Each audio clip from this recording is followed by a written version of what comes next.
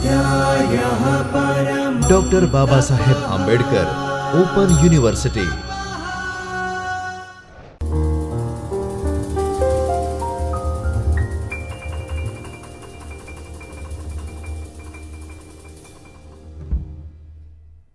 Welcome students, doctor Baba Saheb Ambedkar open યુનિવર્સિટીના virtual ક્લાસરૂમમાં તમારું સ્વાગત છે. વર્ચ્યુઅલ ક્લાસરૂમ કહીએ કે ઓનલાઈન ક્લાસરૂમ કહીએ, થેન્ક્સ ટુ ધ ટેકનોલોજી આપણે ઘણા બધા આગળ વધી ગયા છીએ અને સમયનો સદુપયોગ કરીએ છીએ જ્યારે આપણે ટેકનોલોજીનો ઉપયોગ કરીએ છીએ.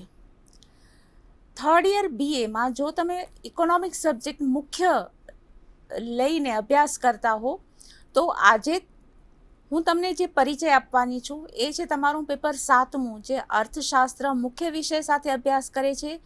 એનો કોડ છે ECOM 307 અને પેપરનું ખાસ તો નામ યાદ રાખવાનું હોય, કારણ કે કોડ છે એ જે તે યુનિવર્સિટીની એડમિનિસ્ટ્રેટિવ ઇઝી થાય, વહીવટની સરળતા માટે કોડ રખાતા હોય છે. આપણે જે અભ્યાસ કરવાના છીએ એ છે આંતરરાષ્ટ્રીય વેપાર અને જાહેર અર્થશાસ્ત્ર. તો થર્ડ યરમાં જ્યારે તમે આવો છો ત્યારે અર્થશાસ્ત્ર નવા સ્વરૂપનું, નવા ક્ષેત્રનું તમને પરિચયમાં આવે છે. અર્થશાસ્ત્રનો વ્યાપ ઘણો જ વિશાળ છે. એમાં ઇન્ફ્રાસ્ટ્રક્ચર આવી શકે, એમાં ઇન્ડસ્ટ્રી અને એગ્રીકલ્ચર આવી શકે, એમાં ડેમોગ્રાફી આવી શકે, એમાં નેટવર્કિંગ આવી શકે, એમાં પર્યાવરણ આવી શકે, ન્યુરો સાયન્સ આવી શકે. ઇકોનોમિક્સનો વ્યાપ ઘણો જ વિશાળ છે. આજે આપણે જે કરવાના છીએ એ છે આંતરરાષ્ટ્રીય વેપાર અને જાહેર અર્થવિધાનનો પરિચયાત્મક અભ્યાસક્રમ. TYBAમાં તમને આ બે પેપરોનો પરિચય ઇન્ટ્રોડક્ટરી છે. અને આમ તો જોવા જઈએ તો આ બંને જે વિષયો છે, જો આંતરરાષ્ટ્રીય વેપારનું લઈએ કે આપણે લઈએ પબ્લિક ઇકોનોમિક્સ અથવા તો જાહેર અર્થશાસ્ત્ર, બંનેનો સ્વતંત્ર અભ્યાસ પણ આખું પુસ્તક બની શકે એટલો પ્રકારનો છે. પણ તમને થર્ડ યરમાં એનો ઇન્ટ્રોડક્ટરી પાર્ટ આપવામાં આવ્યો છે. જો આજે આપણે જે અભ્યાસ કરવાના છીએ એના ઉપર આપણે નજર કરીએ તો અભ્યાસક્રમ જે આપણે કરવાના છીએ, આજનું જે વ્યાખ્યાન ખંડ છે એ આપણું જસ્ટ 1 પોઈન્ટ ટાર્ગેટ છે કે આપણે એમાં અભ્યાસક્રમનો જ પરિચય લેવાના છે. કારણ કે સૌથી પહેલાં તમે આગળ વધો તો તમારે પ્લાન કરવો પડે કે આ પરિસ્થિતિ શું છે, આ વસ્તુ શું હશે, કેવી રીતે અમે અભ્યાસ કરીશું, એમાં કઈ બાબતો હશે. તો આજનો આપણો જે ઇઝી શરૂઆત રાખીએ અને અભ્યાસક્રમનો પરિચય મેળવીએ. એનો ઉદ્દેશ પણ એક જ છે કે આપણે થર્ડ યર BAના આંતરરાષ્ટ્રીય વેપાર અને જાહેર અર્થશાસ્ત્રનો પરિચય તમે આપી શકશો. હવે અહીંયા પેપર 7 છે, એટલે કે ડૉક્ટર બાબા સાહેબ આંબેડકર ઓપન યુનિવર્સિટીમાં એનું પેપર નંબર 7 છે. પણ જો એ પેપર 7 અન્ય કોઈ જગ્યાએ પેપર 7 ન પણ હોય, એટલા માટે જ હંમેશા તમારે પેપરનું નામ યાદ રાખવાનું કે તમે શું અભ્યાસ કર્યો. તો તમારે ECOM 307 એ અભ્યાસ નથી કર્યો, તમે અભ્યાસ કરી રહ્યા છો 306માં સમગ્ર લક્ષ્ય અર્થશાસ્ત્ર, 307માં આંતરરાષ્ટ્રીય વેપાર અને જાહેર અર્થશાસ્ત્ર. તો આ રીતે તમારે અભ્યાસક્રમના અથવા તો પેપરનું નામ યાદ રાખવાનું રહે કે જેથી કરીને તમે ફ્યુચરમાં જે કંઈ પણ અભ્યાસ કરો એની સાથે કોરિલેટ થઈ શકે. આગળ આપણે જોઈએ તો આપણે એકમ દીઠ એનો અભ્યાસક્રમનો પરિચય લેવાના છીએ. અહીંયા 2 પોઈન્ટ છે, એટલે કે અર્થશાસ્ત્રના 2 ક્ષેત્ર છે, એક તો આંતરરાષ્ટ્રીય વેપાર અને બીજો છે જાહેર અર્થશાસ્ત્ર. આગળ જોઈએ, જો અહીં થોડું ટ્વિસ્ટ આવે છે, થોડું ફ્લિપ થાય છે કે એકમ 1 થી 10 છે પબ્લિક ઇકોનોમિક્સ છે અને 11 થી 18 છે એ આંતરરાષ્ટ્રીય વેપાર છે. એટલે કે કુલ તમને 18 એકમોનો અભ્યાસ કરવાનો છે. પેપરનું નામ છે તમારું international trade and public economics, એટલે કે આંતરરાષ્ટ્રીય વેપાર અને જાહેર અર્થશાસ્ત્ર. પણ તમારા પુસ્તકમાં આપણે જાહેર અર્થશાસ્ત્ર અથવા તો પબ્લિક ઇકોનોમિક્સના એકમો આપણે પહેલાં આપ્યા છે. તો 1 થી 10 એકમો છે એ છે જાહેર અર્થશાસ્ત્ર અને 11 થી 18 એ તમારા આંતરરાષ્ટ્રીય વેપારનું આ છે અર્થશાસ્ત્ર. જુઓ, ઇન્ટરેસ્ટિંગ તમારો વિષય બનતો જાય છે કે પબ્લિક ઇકોનોમિક્સ. આમાં શું આવી શકે? પબ્લિક એટલે કે જાહેર એટલે સરકારને લગતું હોય તો એ રીતે આપણે આવી શકે. તો 11 થી 18 આંતરરાષ્ટ્રીય વેપારનું જે છે એમાં આંતરરાષ્ટ્રીય વેપાર, તમે ઘણું બધું સાંભળ્યું હશે કે વિદેશીઓ આપણામાં રોકાણ કરે છે, વિદેશીઓ અન્ય દેશોમાં તેજી કે મંદી આવે તો આપણા અર્થતંત્રમાં અસર થાય. આપણે કઈ કઈ બાબતોની અથવા તો કઈ કઈ વસ્તુઓની નિકાસ અને આયાત કરીએ છીએ, બીજા દેશોમાં કઈ વસ્તુ આપણી એવી છે કે જેની વધારે ડિમાન્ડ છે, આપણે આપણું આવક અથવા તો ઇન્કમનો ઇનફ્લો કેવી રીતે વધારી શકીએ. આંતરરાષ્ટ્રીય સ્તરે જે નાણાં સંસ્થાઓ છે, દાખલા તરીકે IMF છે, દાખલા તરીકે વર્લ્ડ બેંક છે, એ બધા કઈ રીતે આપણી સાથે આર્થિક રીતે આગળ વધે છે. તો આ બધી બાબતોનો આપણે પરિચય મેળવવાના છીએ. જુઓ, હવે આપણે એકમ દીઠ પરિચય લેશું. સૌથી પહેલાં શું આવે છે તો કે જાહેર અર્થશાસ્ત્ર આવે છે, રાઈટ. તો એનું પહેલું એકમ છે કે જાહેર અર્થશાસ્ત્ર. હવે હંમેશા આપણે કોઈ પણ વાંચનની શરૂઆત કરીએ, કોઈ પણ સ્થળની નો પરિચય મેળવવાની શરૂઆત કરીએ, કોઈ વ્યક્તિનો પરિચય મેળવવાની શરૂઆત કરીએ, તો સૌથી પહેલાં આપણે સમજીએ છીએ એનું સ્વરૂપ કેવું હોય, જાહેર અર્થશાસ્ત્ર કેવું હોય, એનું કાર્યક્ષેત્ર, એ કઈ કઈ બાબતોનો અભ્યાસ કરે છે. અચ્છા, જાહેર અર્થશાસ્ત્ર છે મતલબ કે કંઈ ખાનગી ક્ષેત્ર હોય, તો ખાનગી ક્ષેત્ર એટલે જે સરકારનું નથી અથવા તો આપણું છે, મારું તમારું આપણું વ્યક્તિગત હોય, એ ખાનગી ક્ષેત્ર. રિલાયન્સ કંપની છે, વિપ્રો કંપની છે, એ બધી કંપનીઓ જે છે, ટાટા કંપની, ગોદરેજ કંપની, આ બધી, અથવા તો આપણે કોઈ પણ વ્યવસાય પોતાની નાની દુકાન કરી હોય, પ્રોવિઝન સ્ટોર હોય, એ દરેક મળીને થાય છે ખાનગી કંપની. પણ જ્યારે કોઈ જાહેર ક્ષેત્ર જેમાં સરકારનો સીધો વહીવટ હોય, એનું પ્રોડક્શન, વેચાણ, એનું મેનેજમેન્ટ સરકાર દ્વારા થતું હોય, તો તે છે જાહેર અર્થશાસ્ત્ર, જે બધાને લાગુ પડે છે. તો એનું સ્વરૂપ, એનું કાર્યક્ષેત્ર, જાહેર અને ખાનગી ક્ષેત્ર વચ્ચેનો તફાવત, આ બધું આપણે જોવાના છીએ. Nature, scope and difference between public and private sector. બીજું આપણે જોઈએ કે શા માટે જાહેર ક્ષેત્ર હોય છે, સરકારનું હોવું જરૂરી છે, અથવા તો તમને ખ્યાલ હોય તો અર્થશાસ્ત્રમાં જે આર્થિક પદ્ધતિઓનો અભ્યાસ કરવામાં આવે છે, એ 3 કે સમાજવાદી, મૂડીવાદી અને મિશ્ર અર્થતંત્ર. મૂડીવાદ એટલે કે જેમાં ઉત્પાદનના સાધનોની માલિકી, એ સાધનના ઉપયોગ બાબતનો નિર્ણય, એ બધું જ પ્રજાનું એટલે કે વ્યક્તિની ખાનગી માલિકીનું હોય છે. બીજી બાજુ સમાજવાદ, એમાં આયોજકો આ બધું જ આયોજન કરતા હોય છે કે કેટલા ખેતર ઉપર ઘઉંનું વાવેતર કરવાનું, લોખંડ અથવા સ્ટીલનો ઉપયોગ કઈ બાબત માટે કરવાનો, કયા ઇમારતોનું બાંધકામ કરવાનું છે. તો આ બધી બાબતોનો નિર્ણય જો જાહેર ક્ષેત્ર દ્વારા થતો હોય તો સમાજવાદ.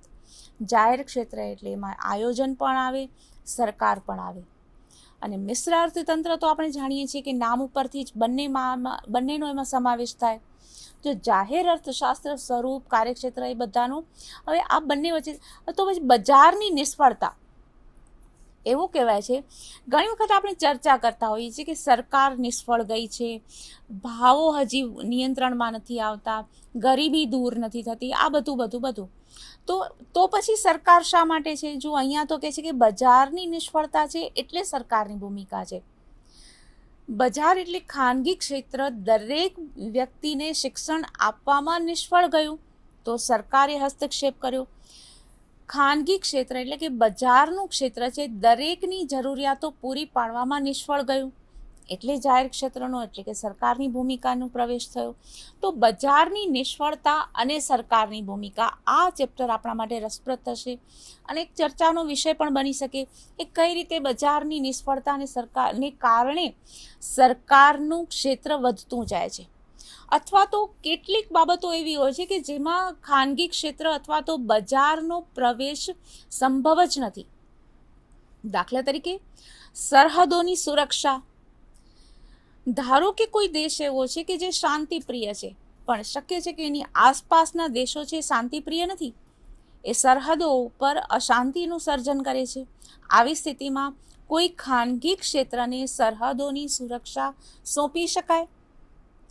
કાયદો અને વ્યવસ્થા જાળવવાનું કામ કોણ કરે? તો આ બધી બાબતો એવી છે કે જેના કારણે એક ક્ષેત્રમાં બજાર સફળ થઈ શકે નહીં અને જાહેર ક્ષેત્રની ભૂમિકા મહત્વની બને છે.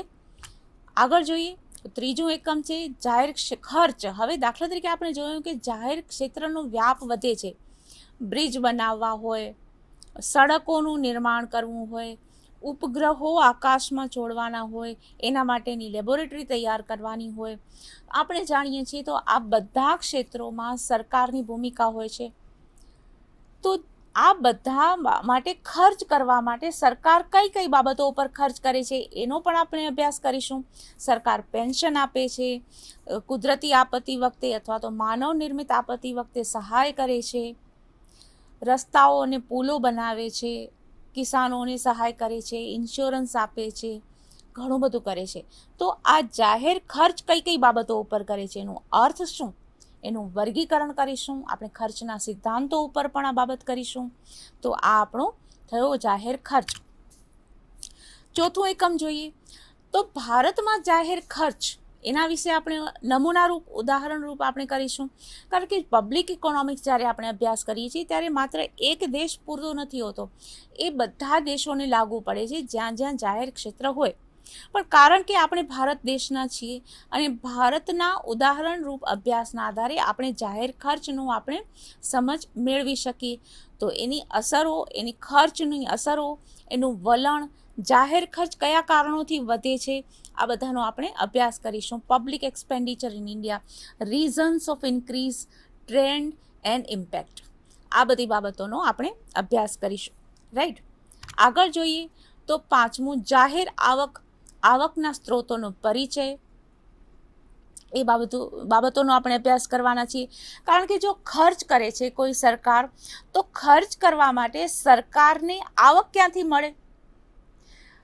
એવું પણ નથી કે દાખલા તરીકે નાણાંનું સર્જન કર્યું, તો નાણાંનું સર્જન કરવા માટે પણ કેટલાક નિયમો હોય છે. જાહેર આવક કઈ રીતે સરકારને મળે છે? તો કરવેરા ઉઘરાવે છે, એ સર્વવિદિત છે. આપણે બધા જાણીએ છીએ કે સરકારની આવકનું મુખ્ય સાધન કરવેરા છે. પણ ઘણા બધા કરવેરા પણ ન ઉઘરાવી શકાય, કારણ કે સરકારે લોકપ્રિય રહેવાનું હોય. તો શું કરવું? તો પ્રજા પાસેથી લોન લે છે, રિઝર્વ બેંક પાસેથી લોન લે છે અને આંતરરાષ્ટ્રીય નાણાં સંસ્થાઓ ઉપર પાસેથી પણ લોન લે છે. એને કહેવાય છે જાહેર દેવું. તો જાહેર દેવું અથવા તો કરવેરા એ સરકારની આવકનું સાધન છે. ઉપરાંત જાહેર સાહસોનો નફો, દાખલા તરીકે ગુજરાતની વાત કરીએ તો ગુજરાતની એસટી સ્ટેટ ટ્રાન્સપોર્ટ નફો કરતી હોય તો એ સરકારનો નફો બને, જો કરતી હોય તો. ઇલેક્ટ્રિસિટીથી આપણે જે વીજળી મેળવીએ છીએ એનું બિલ પે કરીએ છીએ તો એ સરકારની આવક બને છે. પણ દરેક વખતે સરકારનો હેતુ નફો કમાવાનો નથી હોતો, કારણ કે પ્રજા કલ્યાણનો હોય છે. દરેક વખતે ઊંચા ભાવે સરકાર વસ્તુ કે સેવાનું વેચાણ ન કરી શકે. કેટલાક નિમ્ન વર્ગ, જે લોકોની આવક ઓછી હોય, એ લોકોને ધ્યાનમાં રાખીને પણ વસ્તુનું ઉત્પાદન કરવું પડે. તો સરકારનો ઉદ્દેશ હંમેશા નફો નથી હોતો. તેમ છતાં એ નફો હોય તો એ સરકારની આવકનું સાધન બને છે. આગળ જોઈએ, જો તમારું છઠ્ઠું અને સાતમું બંને એકમ આપણે કરવેરા માટે આપેલા છે. કરવેરાના એકમોના ભાગ 1 અને 2 આપણે એ રીતે કર્યા છે. એમાં આપણે બંને એકમોમાં શેનો અભ્યાસ કરવાના છીએ? તો કરવેરા એટલે શું? સૌથી પહેલાં તો હંમેશા આપણે અર્થ સમજીએ. કરવેરાના કેટલા પ્રકાર છે? તમને 2 મુખ્ય પ્રકારો તો ખબર પડી શકે, ઇન્કમ ટેક્સ છે, જીએસટી છે. તે સિવાયના પણ આપણે કરવેરાના પ્રકારોનો અભ્યાસ કરીશું. તો એની અસરો કઈ કઈ હોય? એની અસરો, કરવેરાનું આપણે દાખલા તરીકે બજેટ જાહેર થવાનું હોય તો આખા દેશમાં કેટલી ચર્ચાઓ થતી હોય છે કે ઇન્કમ ટેક્સ વધશે કે શું, કઈ બાબતોનું ઉત્પાદન મોંઘું થશે કારણ કે ટેક્સ ભરવો પડશે, કઈ બાબતોનું ઉત્પાદન સસ્તું થશે કારણ કે ટેક્સ ઓછો ભરવો પડશે. તો આ બધા કરવેરા હોય છે. કરવેરા કોણ ઉઘરાવે? તો સરકાર ઉઘરાવે છે. નગરપાલિકા હોઈ શકે, એ કેન્દ્ર સરકાર હોઈ શકે, રાજ્ય સરકાર હોઈ શકે. તો આ એકમો છે છઠ્ઠું અને સાતમું, એમાં આપણે કરવેરા વિશે પરિચય મેળવવાના છીએ. એની અસરો, એના લક્ષણો, કે આ કરવેરા કઈ સ્થિતિને આદર્શ કરવેરા કહેવાય, તો એના લક્ષણો, એના સિદ્ધાંતો, એ બધું આપણે જોવાનું છે. તો ટેક્સીસનો meaning, types, impact, trend, principles, આ આપણે કરવેરા માટે અભ્યાસ કરવાના છીએ. આગળનું જોઈએ તો જાહેર દેવું, એ છે આપણું 8મું એકમ. અને નાણાકીય વહીવટ, પબ્લિક ડેટ અને ફાઇનાન્શિયલ મેનેજમેન્ટ. હવે પ્રજા પાસેથી લોન લેવી કે વિદેશીઓ પાસેથી? વિદેશીઓનું પણ કોઈક સંસ્થાકીય ડાયરેક્ટ ઇન્સ્ટિટ્યુશનલ ઇન્વેસ્ટમેન્ટ લેવું કે ડાયરેક્ટ ઇન્સ્ટિટ્યુશન ઇન્વેસ્ટમેન્ટ. તમે આ બધી ચર્ચાઓ આજકાલ બહુ સાંભળતા હશો કે એફડીઆઈનો ફ્લો ઓછો થયો છે કે એફડીઆઈનો ફ્લો વધે છે, વિદેશીઓનું રોકાણ વધ્યું કે ઘટ્યું, આપણે વિદેશીઓ પાસેથી લોન લઈએ કે એ લોકો રોકાણ કરવું એ સારું. તો આ બધાની એક ખાસ અસરો હોય છે અને જે ઈચ્છિત અસરો આપણે મેળવવા ઈચ્છીએ એ પ્રકારે જાહેર દેવું લેવાય છે. કાં તો પોતાના દેશની જ પ્રજા પાસેથી સરકાર જાહેર દેવું લે છે, અથવા તો વિદેશની પ્રજા પાસેથી, અથવા તો રિઝર્વ બેંક પાસેથી, અથવા તો વિદેશની આંતરરાષ્ટ્રીય અથવા તો આંતરરાષ્ટ્રીય નાણાં સંસ્થાઓ પાસેથી, જેમ કે વર્લ્ડ બેંક છે એની પાસેથી પણ ઋણ લઈ શકાય. તો આ છે આપણું 8મું એકમ. 9મું એકમ છે ભારતમાં જાહેર દેવાના વલણો. હવે આપણે આ બધું અભ્યાસ કરતાં આપણા મનમાં પ્રશ્ન થાય કે ભારતની શું સ્થિતિ હોય, ભારતમાં જાહેર દેવાના વલણો અથવા તો વધવાના કારણો કયા હોઈ શકે. તમને અવારનવાર ન્યૂઝપેપરમાં અથવા તો ન્યૂઝ આઇટમમાં તમે આવતું હશે, યુટ્યુબ ઉપર જોતા હશો કે ભારતમાં જાહેર દેવું વધી ગયું. તો કયા કારણોસર ભારતનું ઋણ વધી ગયું છે, ભારત શા માટે લોન વધારે લે છે. વ્યક્તિ તરીકે આપણે અભ્યાસ કરીએ તો જેના ઉપર વધારે લોન હોય, વધારે ઋણ હોય, વધારે કર્જ હોય એ વ્યક્તિનું આપણે આર્થિક સ્થિતિ નબળી માનતા હોઈએ. પણ જો એ જ નિયમ શું દેશને પણ લાગુ પડે? ભારત ઉપર જો આટલું મોટું કર્જ ચૂકવવાનું છે, જો ઋણ ચૂકવવાનું છે, પરત ચૂકવવાનું છે, તો પછી ભારત વધારે ને વધારે ઋણ કેમ મેળવી શકે છે? આ બધું જાણવું રસપ્રદ રહેશે કે ભારતમાં જાહેર દેવાના વલણો એ વધવાના કારણો શું હોઈ શકે. 10મું છે એકમ બજેટ. જાહેર અર્થશાસ્ત્રનું જે 10 એકમોમાં વિભાજન કરવામાં આવ્યું છે એમાં 10મું એકમ છે બજેટ. એના પ્રકારો. બજેટ એટલે શું? સૌથી પહેલાં તો આપણે એ સમજવાના છીએ. અહીંયા ભલે ઉલ્લેખ નથી કર્યો કે આપણે અર્થ પણ સમજવાના છીએ, પણ સ્વાભાવિક જ છે કે બજેટ એટલે શું, ત્યાંથી જ તમારા એકમની શરૂઆત થશે. તો બજેટના કેટલા પ્રકાર હોય એ પણ તમારું આ તમે ડુ ઇટ યોર સેલ્ફમાં પણ કરી શકો. ભલે તમારો અભ્યાસક્રમ આગળ વધી ગયો હોય, તમારી પાસે પુસ્તક નહીં તો તમે ઓનલાઈન પણ અભ્યાસ કરી શકતા હો, તો વેબસાઇટ ઉપરથી પણ તમે ડાઉનલોડ કરી શકો છો યુનિવર્સિટીની. તો એમાં તમે જરા જુઓ કે પ્રકારો કયા કયા છે, એનું કઈ રીતે વર્ગીકરણ કર્યું છે. બજેટ તૈયાર કરવું એટલે શું? હવે બજેટ તૈયાર કરવાની બહુ મોટી એક્સરસાઇઝ થતી હોય છે. નાણામંત્રી, સરકારના જુદા જુદા વિભાગો, રાજ્ય સરકાર, આ દરેક વ્યક્તિ પાસેથી પ્લાનિંગ મંગાવવામાં આવે છે અને કુલ આવક, દેશ પાસે કુલ કેટલા સાધનો છે, કઈ કઈ બાબતો ઉપર કેટલા ખર્ચ કરવાની જરૂરિયાત છે, એનું આગોતરું આયોજન જે કરીએ છીએ એ બજેટ તૈયાર કરવું એ બાબત છે. તો આ બજેટનું પ્રકારો અને વર્ગીકરણ આપણે કરવાનું થાય.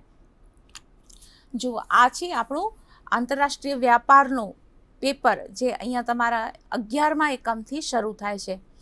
પણ તમને થશે જો વ્યાપાર એટલે લેવડ દેવડ થતી હોય, એટલે કે આપણે કંઈક મેળવીએ એના બદલામાં કંઈક ચૂકવીએ એ વેપાર.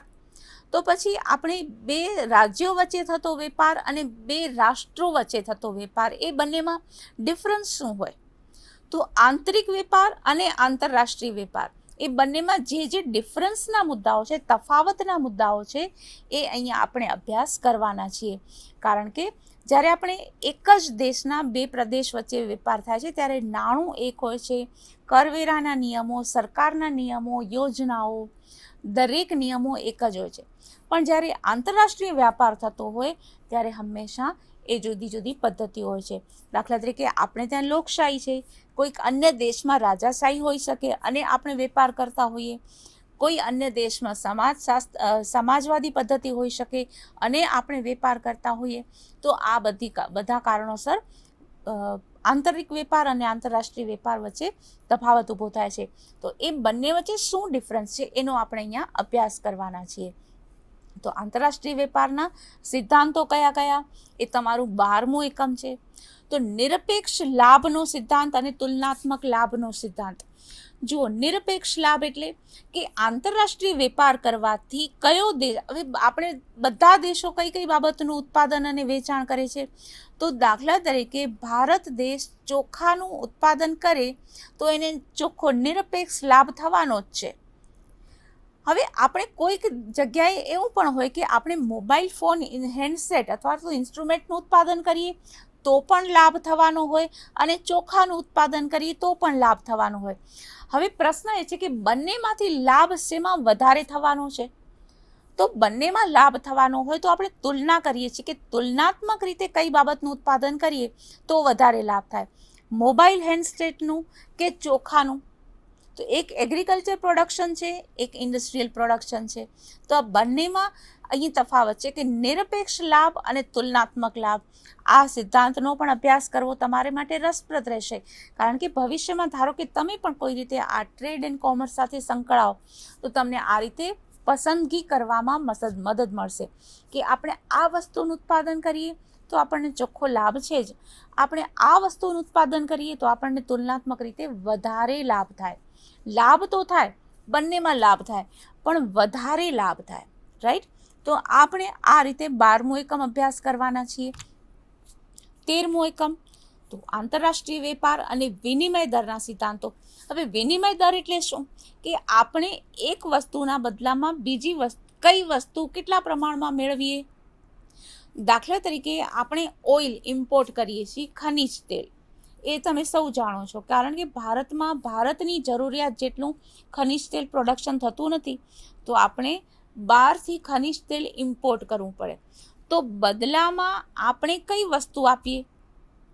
હવે બંનેની જરૂરિયાત કઈ કઈ છે? આપણે જેમ એન્ડ જ્વેલરી આપીએ, આપણે દવાઓ, મેડિસિન્સ આપીએ, આપણે રેડીમેડ ગાર્મેન્ટ્સ આપીએ અથવા તો ક્લોથ આપીએ, આપણે ફૂડ આપીએ, આપણે કઈ વસ્તુ આપીએ બદલામાં કે આપણને કેટલું પેટ્રોલિયમ મળી શકે?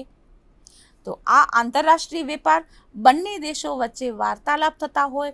તમે જુઓ, આના ઉપરથી તમને ખ્યાલ આવી શકશે કે આંતરરાષ્ટ્રીય વેપાર જ્યારે થાય છે ત્યારે તેમાં પ્યોર ઇકોનોમિક્સ નથી હોતું. બે દેશો વચ્ચેના રાજકીય સંબંધો પણ લાગુ પડી શકે. ધારો કે ઓઇલ પ્રોડક્શન, પેટ્રોલિયમ પ્રોડક્શન કરતાં કોઈ દેશ પોતાના મિત્ર દેશને ઓછા ભાવે પેટ્રોલિયમ આપે, તો જે દેશ મિત્ર દેશ નથી તેને વધુ ભાવે પેટ્રોલિયમ આપે, એવું પણ બની શકે. તો આંતરરાષ્ટ્રીય વેપાર, વિનિમય દરના સિદ્ધાંતો, આનો અભ્યાસ આપણે કરવાનો છે. તો international trade and theories off rate of exchange. Rate of exchange એટલે કેટલા વસ્તુના બદલામાં કેટલી વસ્તુ મળે, અથવા તો કેટલા રૂપિયાના બદલામાં કેટલા ડોલર મળે, રાઈટ? તો આ આપણે અભ્યાસ કરવાના છીએ.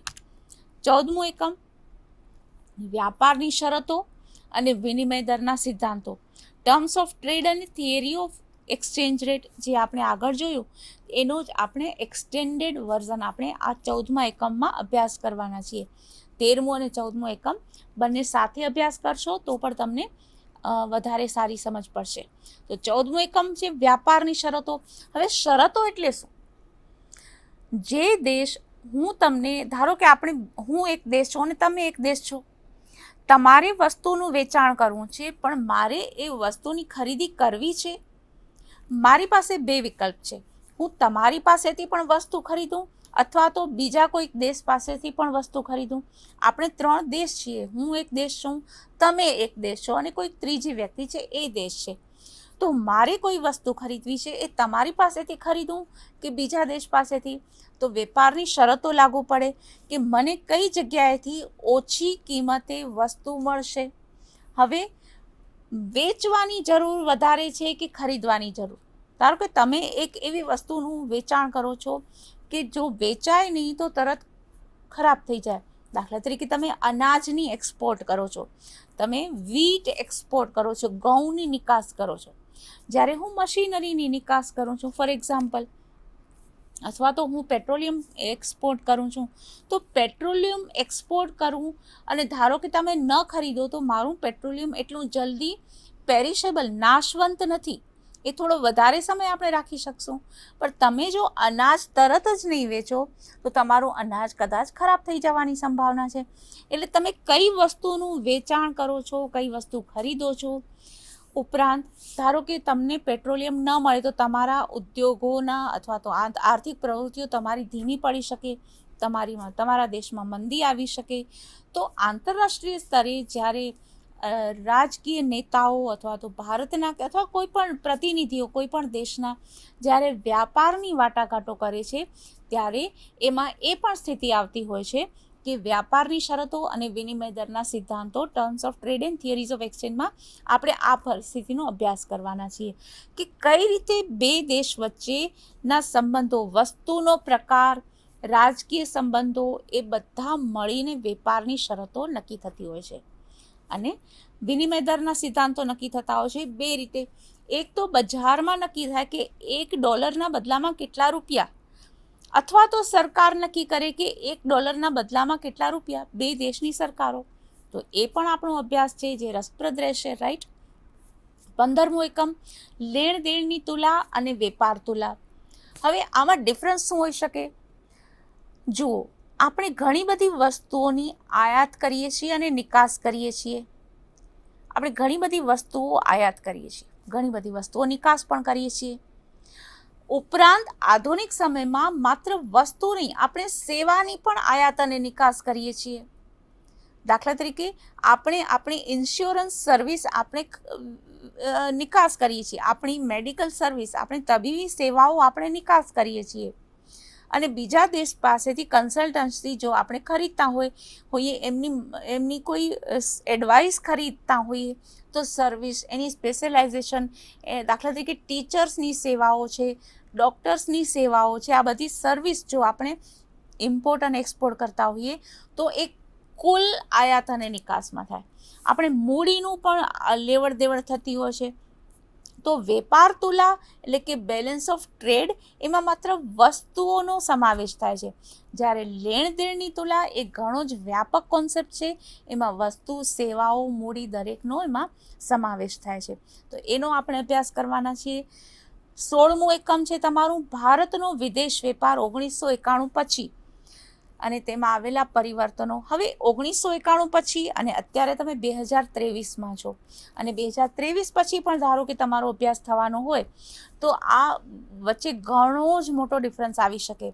શક્ય છે કે તમારા અભ્યાસક્રમમાં 91 પછીની સ્થિતિ હોય અથવા તો તમારા અભ્યાસક્રમમાં ભવિષ્યમાં કદાચ એવો ચેન્જ આવી શકે કે 21મી સદીમાં અથવા તો 2001 પછી થયેલા પરિવર્તનો, 2011 પછી થયેલા પરિવર્તનો. પણ 1991 પછી એટલા માટે કે 1991 પછી ભારતે ઉદારીકરણની નીતિ અપનાવી. એના કારણે વેપારનું આખું સ્વરૂપ બદલાઈ ગયું, આંતરરાષ્ટ્રીય સ્તરે લેવડ દેવડનો પ્રકાર બદલાઈ ગયો. તો 91 પછી કયા કયા પરિવર્તનો આવ્યા એ આપણે 16મા એકમમાં અભ્યાસ કરવાના છીએ.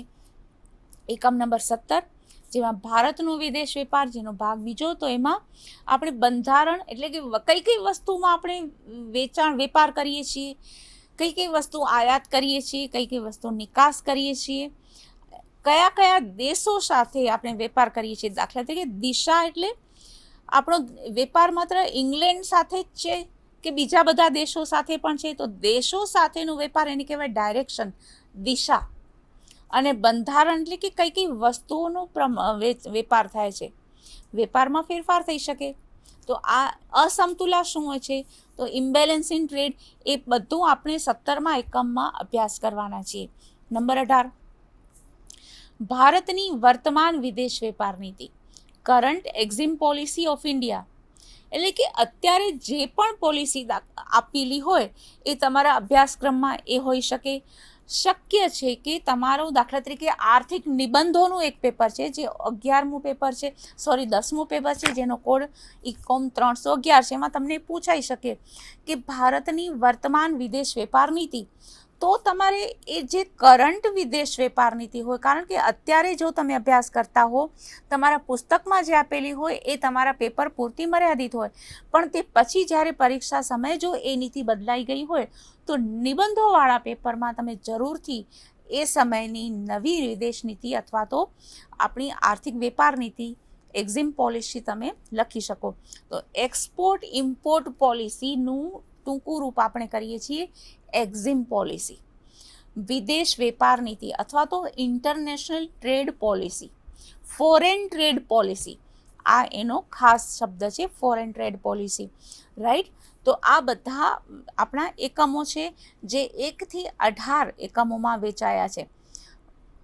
પણ વિદ્યાર્થીઓ, તમને એવું લાગતું હશે કે જો આ પુસ્તકમાંથી હોય એ જ આપણે વાંચવાનું, તો બિલકુલ નહીં. તમે ગુજરાતી ભાષા તમે વાંચતા હો, ગુજરાતી ભાષામાં અભ્યાસ કરતા હો, તો જરૂરથી ડૉક્ટર બાબા સાહેબ આંબેડકર ઓપન યુનિવર્સિટીના પુસ્તકો તમને એમાં મોટાભાગની વસ્તુઓ આવી જતી હોય એ રીતે તૈયાર કરવામાં આવ્યા છે, એટલે તમે એ વાંચો. તે ઉપરાંત પણ તમે ઘણું બધું ન્યૂઝપેપર્સમાં આવતું હોય, યુટ્યુબ ઉપર સારી સારી ચેનલ્સ આવતી હોય, તો એના ઉપરથી પણ તમે માહિતી મેળવી શકો અને લેટેસ્ટ માહિતી તમારા જવાબમાં તમે લખી શકો. ઇંગ્લિશ મીડિયમ, હિન્દી મીડિયમ, એમાં પણ જે પણ વિદ્યાર્થીઓ અભ્યાસ કરતા હોય, ડૉક્ટર બાબા સાહેબ આંબેડકર ઓપન યુનિવર્સિટીમાં અભ્યાસ કરતા હોય, એ લોકો માટે પણ દરેક સોર્સ ઓફ નોલેજ એ આપણે ઉપયોગમાં લઈ શકીએ. તો એવું નથી કે માત્ર આ પુસ્તકોનો જ ઉપયોગ કરવો. આપણે કોઈ પણ તરફથી જ્ઞાન મળતું હોય, નવી માહિતી મળતી હોય, એ આધારભૂત વિશ્વાસપાત્ર સ્ત્રોત હોય, સોર્સ હોય, તો આપણે જરૂરથી એનો ઉપયોગ કરી શકીએ. પરીક્ષામાં એના આધારે જવાબ પણ લખી શકીએ. તો જ્યારે પણ તમે મારો સંપર્ક કરવા ઈચ્છો, you are welcome. Email ID છે economics@baou.edu.in. ઇઝી છે ને, ઈમેલ આઈડી તો ઇકોનોમિક્સ આપણો સબ્જેક્ટ છે @baou.edu.in. અને doctor Baba Saheb Ambedkar open university અમદાવાદમાં જ્યારે પણ તમે ઈચ્છો ત્યારે અમારો સંપર્ક કરી શકો છો. You are always welcome. ફરીથી આપણો સંપર્ક કરીએ ત્યાં સુધી તમારો સમય ઘણો જ આનંદદાયક અને સ્વસ્થ રહે.